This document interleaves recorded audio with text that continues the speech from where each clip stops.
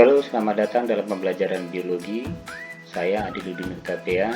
Pada hari ini kita akan belajar tentang sistem peredaran darah.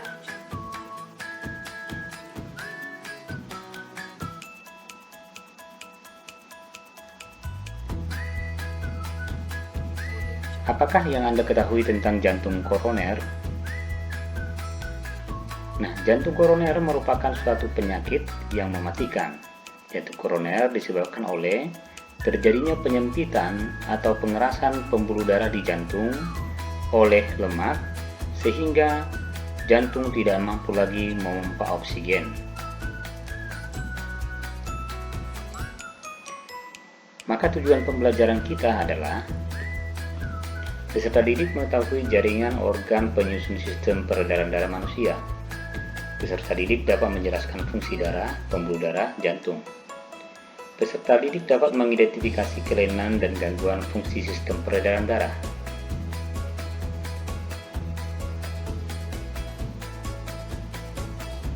Tubuh memiliki zat yang harus diedarkan ataupun dibuang, dan zat tersebut antara lain nutrisi atau zat makanan, oksigen, hormon dan enzim. Kemudian sisa metabolisme membutuhkan sistem sirkulasi. Nah, sistem sirkulasi ini bertujuan untuk mengangkut zat tersebut. Sistem sirkulasi terdiri dari sistem peredaran darah, kemudian sistem getah bening. Perbedaan sistem peredaran darah dengan sistem getah bening: sistem peredaran darah merupakan sistem sirkulasi tertutup, sedangkan sistem getah bening adalah sistem sirkulasi terbuka. Artinya kalau sistem sirkulasi tertutup, di mana darah mengalir melalui pembuluh darah. Nah, sistem peredaran darah terdiri dari sel darah, pembuluh darah, dan jantung. Nah, kemudian sistem peredaran darah ini dikatakan peredaran darah ganda karena melewati jantung 2 kali. Nah, fungsi sistem peredaran darah adalah untuk mengedarkan gas pernapasan, zat makanan, dan sisa metabolisme. Sedangkan sistem getah bening adalah mengangkut lemak dan membunuh bibit penyakit. Sistem peredaran darah dan sistem getah bening saling beriringan dan menjalankan fungsi masing-masing. Sebagai berikut adalah sistem getah bening dan sistem pembuluh darah. Nah, yang ini adalah jantung, lalu ini pembuluh darah aorta, kemudian ini adalah ada arteri ya. Nah, kemudian ada kapiler, lalu ada vena, vena cava. Nah, kemudian di antara jaringan ada namanya sistem getah bening yang akan memompa cairan dari antara jaringan kembali ke pembuluh darah.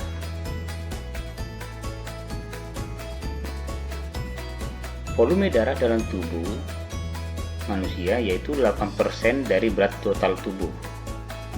Nah, contohnya apabila berat tubuh seseorang itu ada 50 kg, maka volume darah yang dia miliki adalah 8% kali dengan 50 kg. Itulah jumlah volume darahnya, kira-kira 4 liter. Nah, sampel darah yang disentrifugasi akan terbagi menjadi 3 lapisan, yaitu plasma darah, leukosit dan trombosit, dan eritrosit. Bagian cair terisi oleh plasma darah, bagian padat terisi oleh eritrosit, leukosit, dan trombosit. Nah, volume plasma darah itu adalah 5% dari volume darah, sedangkan sel darah 45% dari volume darah. Nah, perbandingan bagian padat dan cair disebut dengan nilai hematokrit.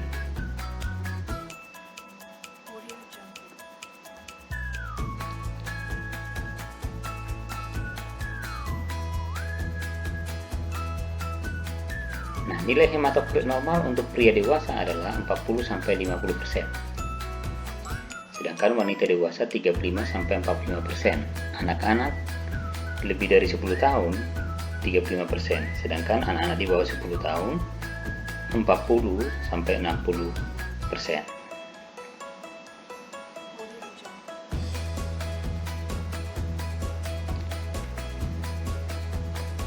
Komposisi darah. Nah, komposisi darah terdiri dari plasma atau cairan darah, kemudian sel darah. Nah, sel darah ada 3. Yang pertama adalah eritrosit atau sel darah merah. Jumlahnya 4,5 sampai 5,5 juta milimeter kubik. Nah, kemudian ada leukosit. Nah, leukosit jumlahnya 6 sampai 10.000 milimeter kubik. Lalu yang ketiga adalah keping-keping darah atau disebut dengan trombosit. Jumlahnya kira-kira 250.000 sampai 500.000 per milimeter kubik.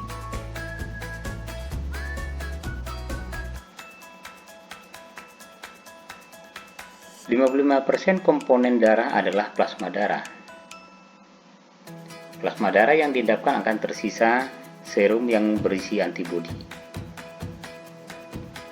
Nah, komponen daripada plasma darah terdiri dari 0,9% mineral, yang terdiri dari mineral natrium, kalium, kalsium, magnesium, natrium klorida, fosfor, yang berfungsi untuk penyeimbang tekanan osmotik, mempertahankan pH atau buffer, dan meregulasi permeabilitas membran.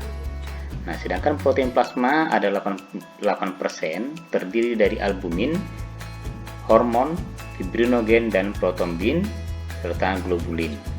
Nah, albumin berfungsi untuk penyeimbang osmosis, mempertahankan pH, pembekuan darah, dan imunitas. Nah, itulah fungsi daripada protein plasma darah. Sebagai contoh, fibrinogen dan protombin untuk pembekuan darah, sedangkan globulin untuk imunitas. Nah, albumin tadi untuk penyeimbang osmosis. Lalu bahan organik 0,1% terdiri dari glukosa, lemak, urea, asam urat, dan enzim. Nah, fungsinya untuk nutrisi tubuh, sisa metabolisme, dan mempengaruhi aktivitas organ yang dituju. Jadi, plasma darah ini berfungsi mengangkut sari-sari makanan, hormon, sisa-sisa metabolisme, kemudian ada protein plasma, mineral. Itulah fungsi daripada plasma darah atau cairan darah. Nah, kemudian sel darah. Sel darah yang pertama kita bahas adalah sejenis sel darah merah yang disebut dengan eritrosit. Nah, apabila sel darahnya ditampung, darahnya ditampung dalam tabung reaksi seperti ini, maka itu akan mengandung ada sel darah merah jenis eritrosit dengan bentuknya bikonkav tanpa ada inti sel. Nah, lalu pada membran selnya ini ada namanya protein hemoglobin. Nah, protein hemoglobin ini tersusun atas hemin, besi, dan globulin. Jadi adanya besi akan mengikat oksigen. Jadi fungsi hemoglobin untuk mengikat oksigen dan CO2. Oleh karena itulah eritrosit berfungsi mengangkut O2 ataupun CO2. Dengan ciri-cirinya bentuk pipi, cekung di tengah, mengandung hemoglobin, dan tidak ada intinya. Nah, beginilah reaksi hemoglobin dengan oksigen yang akan menghasilkan oksihemoglobin.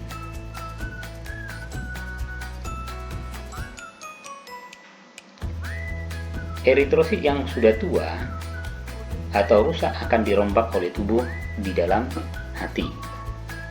Nah, proses perombakannya sebagai berikut. Di hati, hemoglobin nantinya akan terurai menjadi hemin, besi, dan globulin. Nah, kemudian besi dan globulin akan digunakan untuk membentuk sel darah merah lagi. Sedangkan hemin akan diubah menjadi bilirubin yang terdiri dari urobilinogen, kemudian sterkobilinogen. Nah, urobilinogen akan dibawa ke usus, dioksidasi menjadi urobilin, dan sterkobilinogen dioksidasi menjadi sterkobilin. Inilah yang nantinya akan mewarnai feses, sedangkan urobilinogen sebagian akan diserap ke dalam sirkulasi dibawa ke ginjal untuk dikeluarkan lewat urin. Nah, kemudian hemoglobin ini akan dibawa kembali. Oke. Nah, ini nantinya akan digunakan untuk membentuk sel darah merah lagi di sumsum tulang.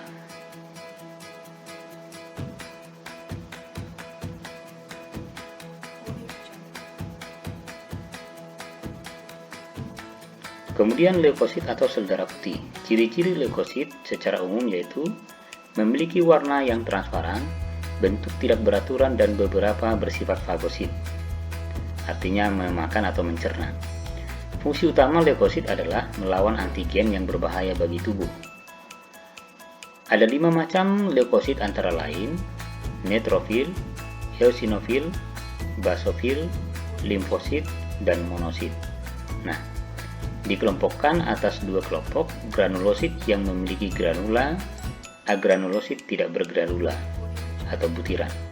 Yang bergranula adalah kelompok neutrofil, eosinofil, dan basofil. Sedangkan yang tidak bergranula adalah kelompok limfosit dan monosit.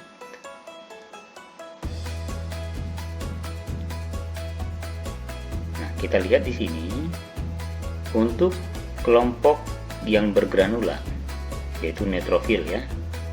Nah, dan kemudian eosinofil, lalu ada basofil. Neutrofil berjumlah 60-70% dari jumlah sel darah putih. Merupakan fagosit yang pertama melawan penyakit. Sedangkan eosinofil berfungsi untuk melawan parasit besar seperti cacing dengan cara menghancurkan dinding luar tubuh cacing. Nah, monosit berjumlah sekitar 5% dari jumlah sel darah putih. Namun, monosit merupakan fagosit yang efektif. Monosit beredar di dalam darah selama beberapa jam, kemudian berpindah ke jaringan.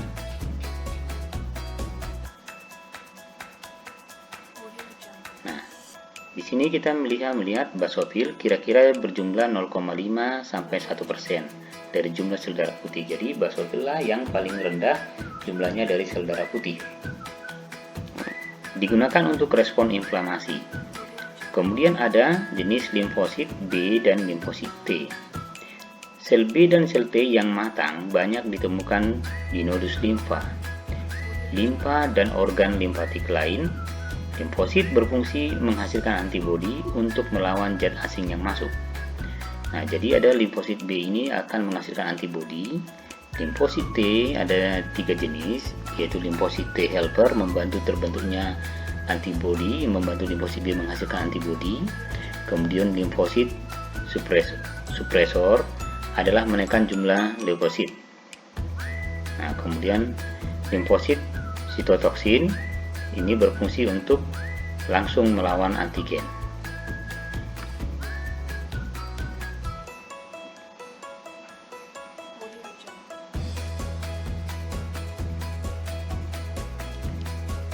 Lalu trombosit atau keping-keping darah. Trombosit atau keping-keping darah memiliki ciri-ciri tidak ada intinya, bentuknya tidak teratur dan berukuran kecil, garis tengahnya kira-kira 2-4 mikrometer. Fungsi trombosit adalah menghentikan darah keluar dari jaringan luka. Jadi bila ada yang luka akan memicu terbentuknya nanti trombosit akan mengeluarkan trombokinase. Nah, kemudian dengan bantuan vitamin K dan kalsium maka akan memicu proses pembentukan protombin dari trombokinase tadi ya. Oke, jadi trombokinase ini merupakan enzim. Lalu protombin diubah menjadi trombin. Nah, jadi untuk membentuk protombin itu dibutuhkan vitamin K. Protombin berubah menjadi trombin. Lalu trombin ini nantinya akan memicu fibrinogen menjadi benang fibrin. Adanya benang fibrin ini akan menutup luka.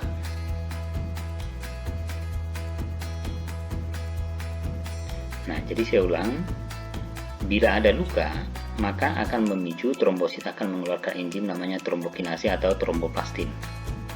Nah, dengan bantuan vitamin K terbentuklah protombin. Lalu, protombin akan menghasilkan trombin. Nah, selanjutnya, trombin akan digunakan untuk mengubah fibrinogen menjadi benang fibrin. Adanya benang fibrin sebagai indikasi bahwa lukanya sudah tertutup atau darahnya sudah membeku.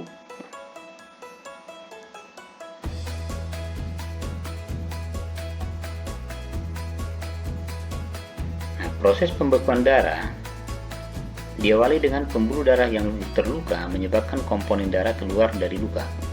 Nah, seperti ini di gambar ini.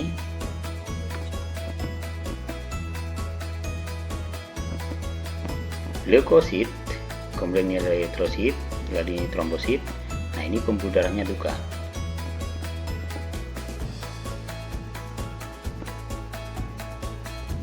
Nah, dilanjutkan dengan spasme vaskular. Otot halus dinding pembuluh darah dekat luka mengalami vasokonstriksi untuk mengurangi jumlah darah yang mengalir melalui luka.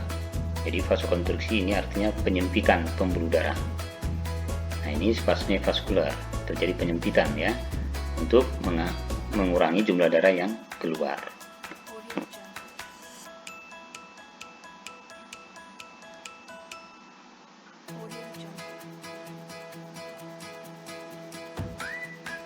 Nah, lalu diikuti yang ketiga, pembentukan sumbat trombosit. Trombosit akan menyumbat sobekan pada pembuluh darah yang diinisiasi oleh pengaktifan senyawa kimia. Trombosit saling menempel dan menutup luka. Trombosit melepaskan senyawa kimia untuk mengaktifkan trombosit lain. Nah, seperti ini. Kemudian trombosit diaktifkan oleh senyawa kimia yang dilepaskan dari sel yang terluka. Nah, trombosit menyuju sinyal sehingga bagian yang luka tadi akan ditempeli oleh trombosit. Jadi sumbat trombosit.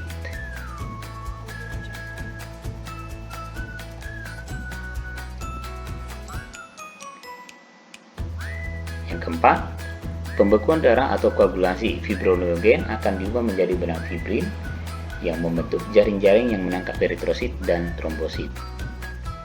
Benang fibrin mengunci eritrosit dan trombosit hingga terbentuk menutup luka.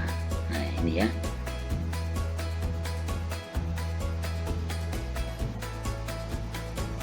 Baik. Fungsi darah. Nah, yang pertama adalah fagositosis, yaitu jenis leukosit membunuh kuman penyakit dengan membentuk antibodi dan fagositosis. Lalu yang kedua, trombosit melakukan pembekuan darah.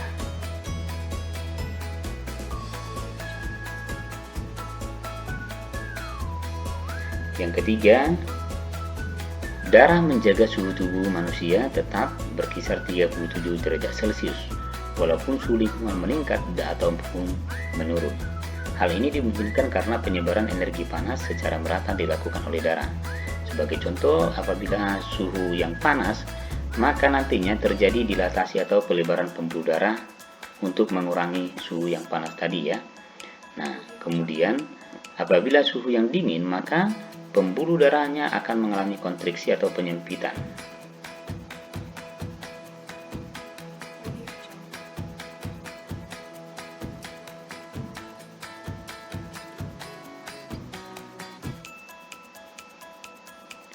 Nah, yang keempat, sebagai alat pengangkut. 1. Sel darah merah mengangkut oksigen dari paru-paru ke jantung dan ke seluruh sel tubuh, mengangkut karbon dioksida dari jaringan tubuh ke paru-paru.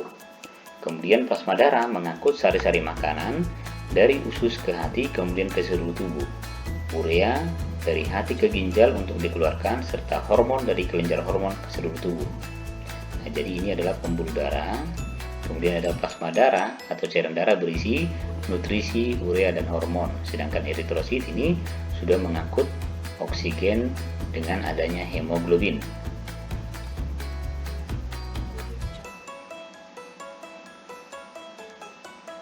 Nah, sampai di sini pertemuan kita hari ini. Nah, berikutnya kita akan membahas alat peredaran darah, yaitu jantung dan pembuluh.